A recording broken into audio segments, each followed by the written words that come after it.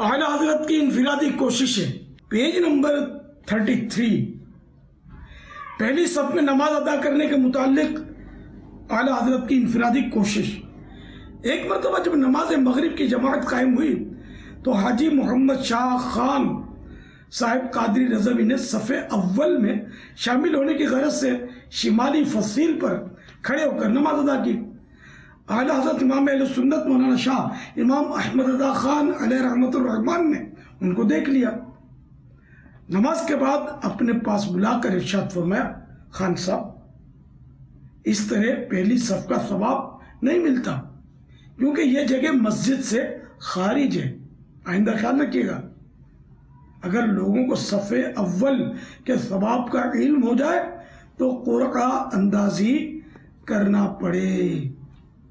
صلو علی الحبیب صلی اللہ تعالی علی محمد۔ آج 25 صفر مظفر 1439 ہجری ہے۔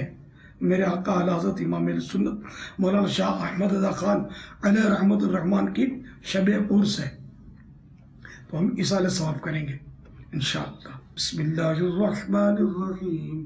احمد رضا کیا بات ہے تیری، احمد رضا کیا بات ہے تیری۔